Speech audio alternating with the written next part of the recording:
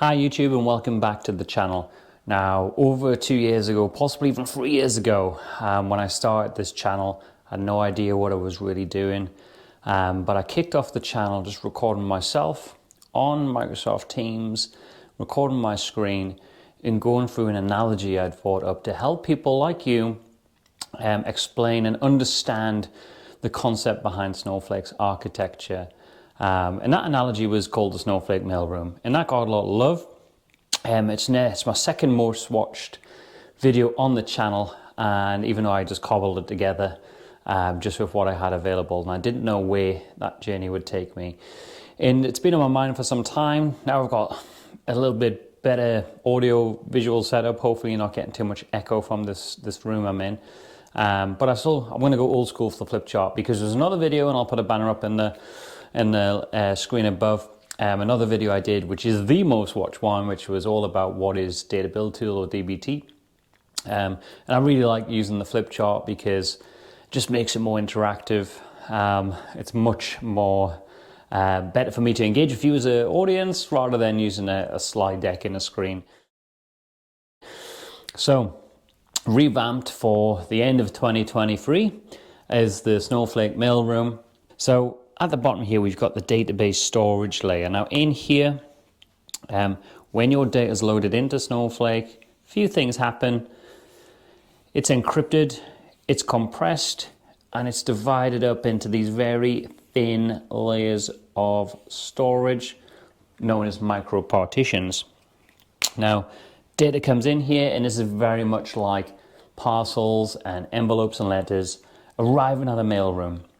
They all need to be organized, sorted, put into their respective areas so they can be easily located later.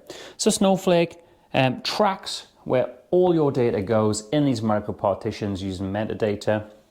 Regardless if that is semi-structured or structured data, it's all able to handle that within the database storage layer.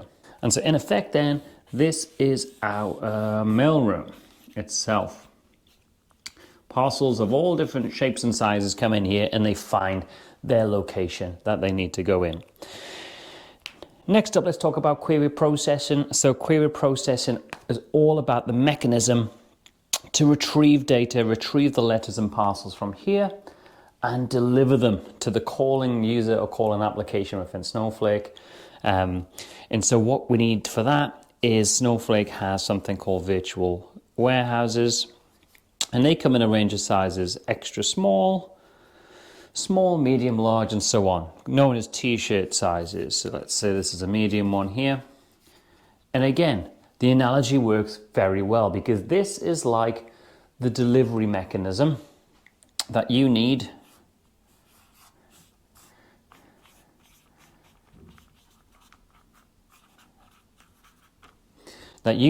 to take a query, find where that data is, pick that data up efficiently, and deliver it to the end user. So this delivery mechanism is what you pay for on a per second basis from virtual warehouses using credits. You charge on a per second basis after the first 60 seconds of a virtual warehouse that's running. The bigger the virtual warehouse, the more you pay, but the more performance you get to a point, because there's always a limit to how much extra compute you will add to get that benefit. So this is our delivery mechanism, and this also, in our analogy, acts like a courier, because in some cases you may just need a bicycle to deliver that post locally, you may need a truck, or you may need an aeroplane for international items. So you can also think about the size of the virtual warehouse akin to the courier, and the type of vehicle that you need to deliver that request to the end user.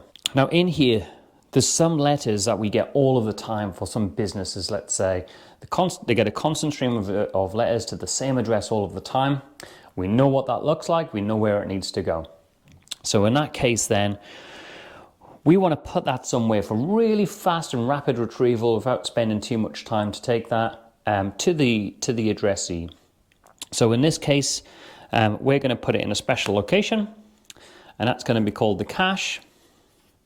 And I'm going to put it here because each virtual warehouse has an SSD cache. There's also other caching mechanisms available in Snowflake.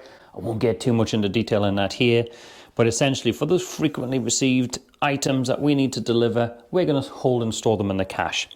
Now that's very similar to then when the same query is executed or very similar queries are ran throughout the business day and this data hasn't changed underneath. Rather than asking a virtual warehouse to go and find that data for us and return it, because sourcing the data from disk is probably the most expensive operation we can get involved. We're going to take it from the cache, from in memory. We don't necessarily need a virtual warehouse to spin up, therefore it's faster, and we don't necessarily need to pay any compute credits for it, depending on where that data resides in the cache. So that's the mailroom database storage layer. We organize and store our data accordingly to where it needs to go and how it needs to be used. To pick up that data, we've got these virtual warehouses. That's our delivery mechanism to take queries, to get the data and return it back to the sender. And we've got different courier options for different sizes of virtual warehouses, along with the cache for performance optimization. Now, finally, we're up at the top tier here, cloud services. Now, this is the big boss, the boss. Or I sometimes refer to it as HQ. So this is the brains of the operation. It oversees these other activities going on, make sure everything is running correctly. We've got 5 different services predominantly that live in here. The first one is authentication and access control. So effectively, who or what applications can log on to Snowflake and get into the system, and then crucially, what has access to what. That in turn is linked to a security module here. So once you've got access onto the system, you go into Snowflake's RBAC control, and it lets you in to certain databases, tables, schemas, objects, however you configured it. And that goes right the way down to rows and columns. So you can think about this as entry into the mailroom building itself. You've got a security pass. You might be able to get into the building, but you can only access certain rooms depending on your level of authority. The other 3 different capabilities then. So we've got infrastructure manager, and this essentially keeps the lights on. So this is underneath Snowflake. Snowflake can sit on Amazon Web Services, Google Cloud Platform, as well as Microsoft Azure. That's providing the resources underneath to run the storage, to run the query processing. That's invisible to you as an end user. You're just interacting with Snowflake, and you don't need to care what underlying cloud provider is. Snowflake does that for you, and this is where it does it. It's managing buckets for you, behind the scenes storage buckets. It's managing compute clusters and so on. So that's what this bit does. Moving on to the optimization layer. So this is the optimizer. So when somebody runs a query, it looks at the statistics, and I'll add this one in here. And the statistics is really the metadata. This is the metadata manager. So this guy here is tracking where everything is. It knows where data resides. It knows what micro partitions the data lives. Going back to our analogy, this guy here knows where everything should be if everything's working appropriately. So then request some data or some mail from the mailroom. It provides a plan of the most optimum way of getting there. And that's the optimizer's job. Just generate a query plan that's going to get you that data quickly. A little example in Snowflake is, for example, you might write a SQL query that tries to access a base table containing that data. However, the metadata manager might say to the optimizer, well, look, there's a view. It's already here. It's materialized. It's going to be faster for you to use that view. So behind the scenes, Snowflake will rewrite your query. You wouldn't know anything about it. It'll go and get that data, fetch it back much more rapidly and in an optimized way. So that is it. So the mailroom. You've got the mailroom where the storage is, delivery mechanism and the courier, akin to the query processing layer, and then the big boss at the top, overseeing and bringing all these different layers together. It's well worth keeping this in mind, really to help you solidify the concepts of the Snowflake architecture. There's obviously other areas more broadly than this, but these are the fundamentals. If you understand this and how these layers interact, it should put you in really good stead for working with Snowflake and potentially taking the Snow Pro Core certification as well. So I hope you found this video useful.